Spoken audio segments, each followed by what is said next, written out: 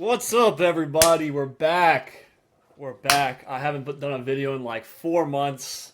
I've been slacking, but as you can tell in today's title, I have not been slacking on my Amazon business. I've been doing nothing but grinding. Um, yeah, I did $43,000 in sales in August. Kind of a wild month. I mean, I knew I was going to do those numbers based on my inventory and how much textbooks I was sort of buying. Combined with some all year round stuff, some replens that I've been building this year so far. Um, so today I really just want to break down not just like, okay, so $43,000 in sales. It sounds like a lot for some of you, but I want to actually break down what I took home from that $43,000, because we all know that on Amazon, whatever you make, you're not taking. I'm not putting 43 grand in my profit like that. That would be insane if so, and I would quit my full time job by now. But that's not what happened. So I'm going to jump into my inventory lab and show you guys my profit and loss statement. I'm going to show you guys a few books that I ended up flipping. I'm just going to dig around in my inventory lab and find some books that I think I did pretty well on. I'm going to sort of talk about my takeaways of the August textbook season. What I did good on, what I'm going to double down on for next textbook season, what I'm not going to do next textbook season. I don't know. We'll just kind of see where this video goes. But the first thing I'm going to do is make myself a little bit smaller, actually bigger than that. And I'm going to bring up, where am I at? All right, cool. So I'm going to start here and just show you that it's not fake. Hopefully you guys can hear me all right. I got a whole new PC set up right now. I got a new microphone. Like I'm really excited to start busting out some content for you guys. So hopefully you guys can hear me. So for the month of August, I did $43,112.06. My average sale price was $55.84. I had 784 total units ordered. And as you can see, from the graph view, you can see like the red line here is what I did last year in August, and then the blue line is what I did this year. So like, I really crushed my numbers last year. I really think like this. Not even think. This was my first real textbook season, I would say. I mean, I in January I did really well. I did like 22,000, something like that. But this one was the first August textbook season where I went, pretty deep, and really, really tried to source as many textbooks as I could with the money with the capital that I had. And as you can see here from the percentage, total number of ordered items increased almost 200%. Units ordered almost over 200%. Sales 525% more than the prior year, which is crazy. And then my average sales per order was over 100%. So I'm very happy with these numbers. And I can talk about this a little bit more once we dive in here. So we're in Inventory Lab. I use Inventory Lab to track my true profits. I mean, you can use a software like Sellerboard to get this. If you use GoToLister to like source your books, you can get a gross margin with GoToLister, but GoToLister, Avery, if you're watching this, I will immediately go back to GoToLister if you once you get profit and loss statements and being able to put in your own expenses and stuff. That's the only reason why I'm with Inventory Lab right now, and also my Prep Center, uploads my shipments to Inventory Lab. But that's beside the point. There's a lot of good stuff in here in Inventory Lab that I like to use and see to track the health of my business.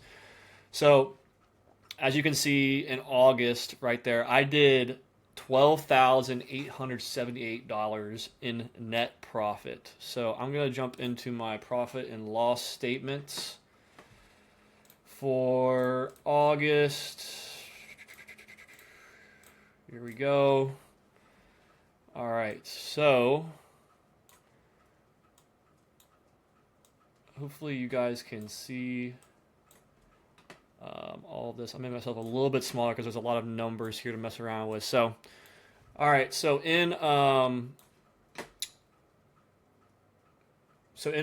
it says $44,000 in sales which is weird because well, with Inventory Lab, I like the numbers that you see here where it says sales. It's not identical to Amazon because um, this is all sales that have been, I believe, like for whatever reason, this sales number syncs a little bit later than what's given directly from Amazon. So there's like a little bit of discrepancy, but either way, we're like pretty close. But let's just go with the $44,000 for the sake of this video and this demonstration. So I had $2,326 in refunds. So we can calculate the refund rate real quick. I don't want to jinx myself, but I didn't have like a crazy amount of refunds. A few of them I was able to send back to my house and sell a few textbooks, merchant fulfilled. About a 5% return rate, which is usually normal. I usually hover around 5-6%.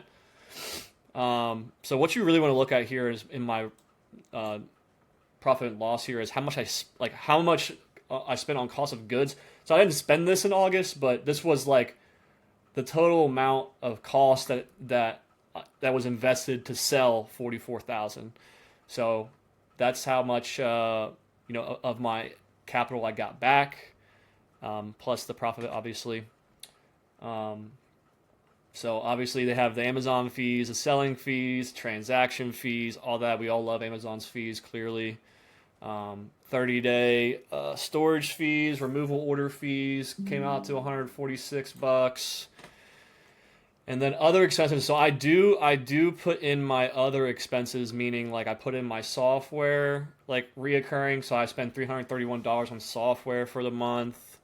What else do I put in here? Well, they put in the Amazon Pro subscription, all of my inbound placement. I put travel in here because I paid for I think that's my cut of the hotel to stay at Books and Beyond in Las Vegas this year. I have my prep center fees in here. I spent $163. I was still sourcing in August, but not as hard as I was in prior months. So I have all of my true, operating expenses in here as well. Because I really this is the first year where I really want to see my raw numbers, my true numbers.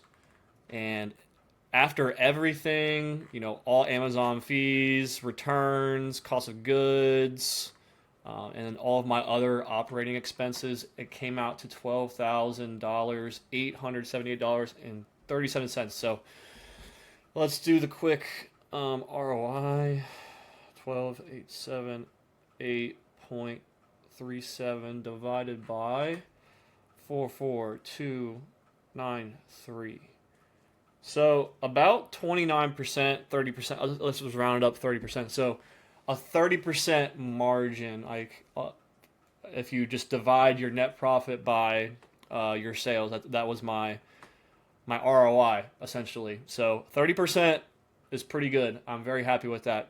Some months I'm at like 32, 35, but I feel like it's to be expected. There were some textbooks that I didn't sell for a profit. So I guess what I can do now is go into my sales, and I'll just toggle into last month.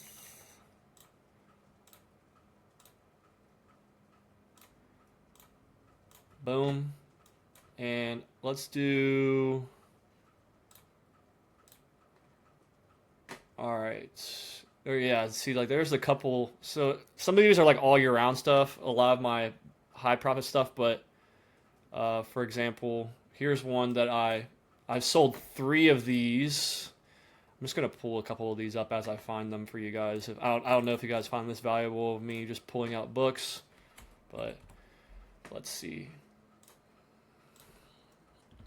I think I sold this book, all 3 of my copies in one day. Like this is one of those ones where I wish I bought more.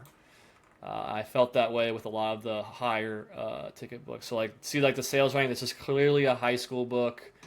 What did I buy it for? $38.02 per unit.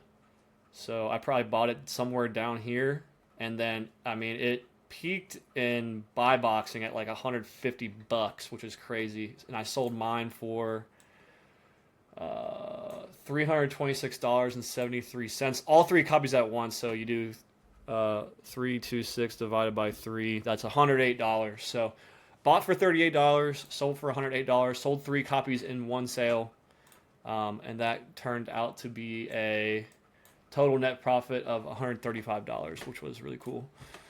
I want to try to find one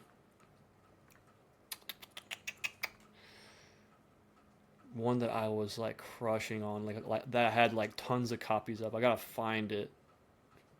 I mean, this one I did really well on, actually. I don't know how many copies I had of this. I had a lot I had a lot of copies of this one.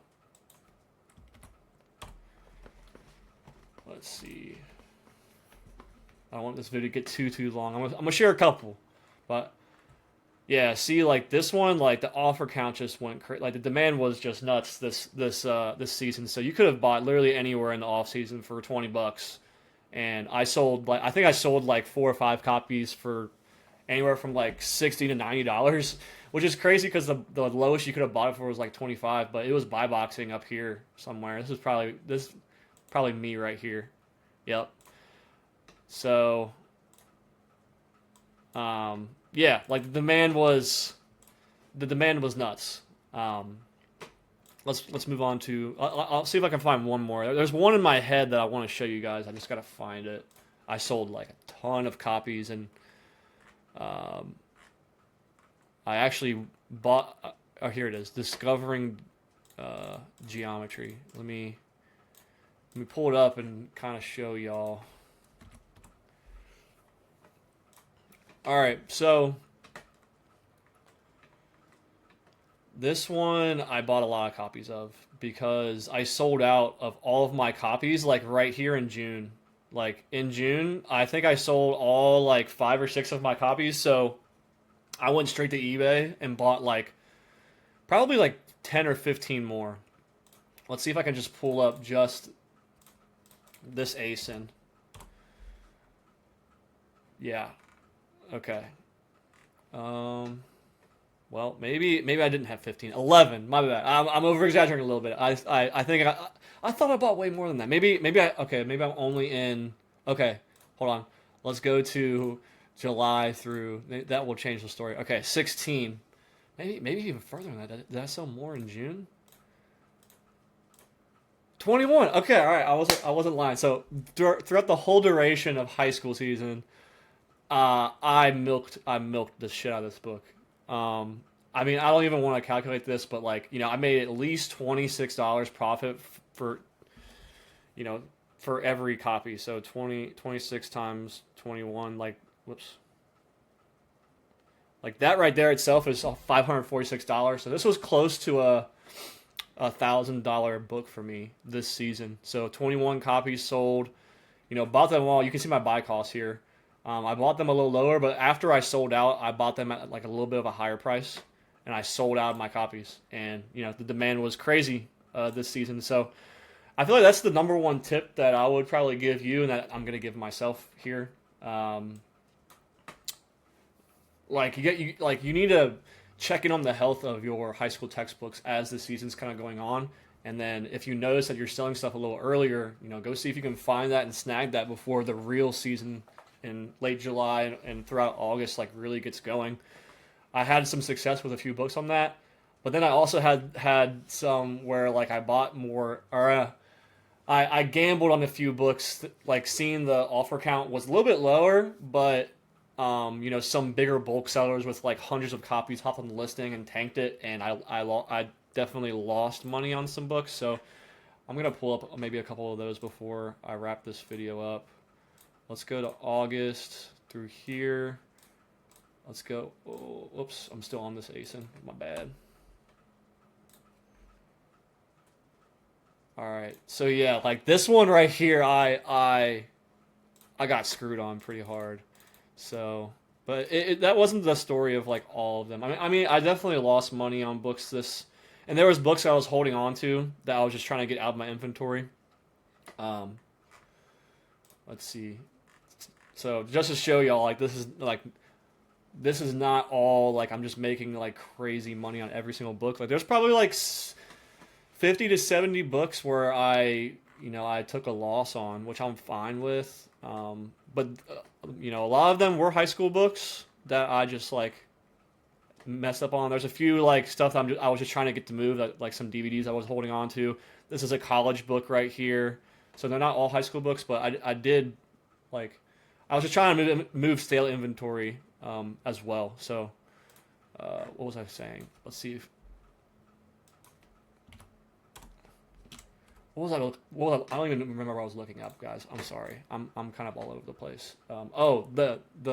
This one. Yeah, this was a high school book I bought for 2 copies for like $70, and I ended up selling them at $78 because the demand was really good, but there was like either Apex Media or some bigger seller hopped on the listing and really tanked it. So there's nothing really that I can do about that. I just chose to get my money and get out. Or get some of my investment back and get out. You can wait until the following year, but I just didn't take that strategy this year. I have like maybe like 5 high school books left in my inventory. Like I sold like 99% of my high school books. My college books, I still like have some left because there's a season in January, so I chose to hold on to the ones that haven't sold yet. So, but I usually will just like wait like maybe 2 full seasons and then reevaluate whether I want to just like take a loss on them or just figure out what I want to do with them.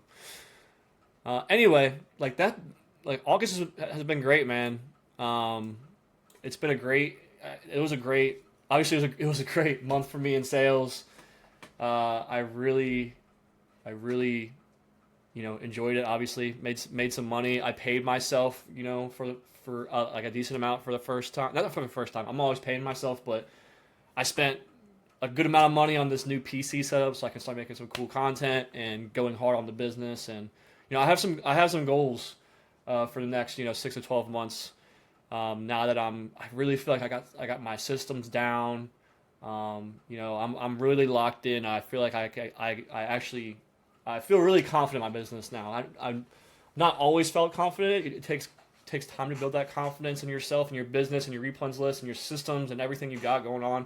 Like I don't feel like I don't think I'm an expert in this field yet, but I know enough to make some pretty good money and help others.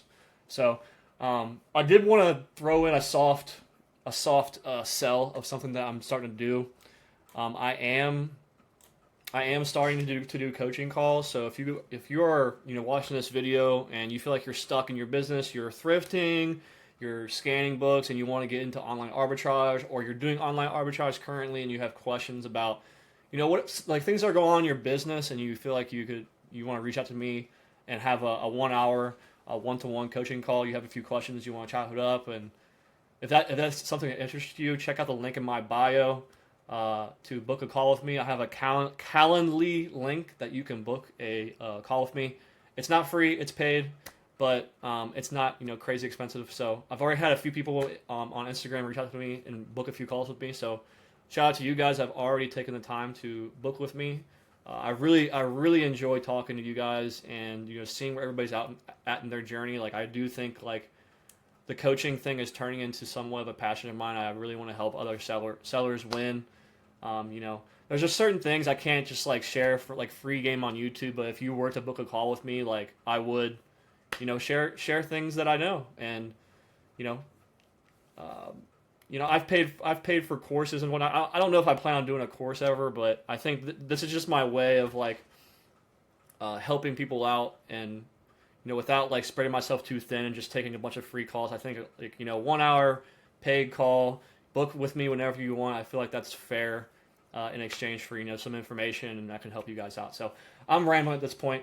Thank you guys. If you have any questions, drop them in the comments below. If you got something out of this video, drop it in the comments. If you've made it this far, I don't know, man. Say Tanner's got a mullet in the comments. I'm trying to grow the flow out a little bit. I got a hat on right now, but I'm doing a new little haircut right now. Just drop that in the comments so that I know you watched the full video. All right, deuces.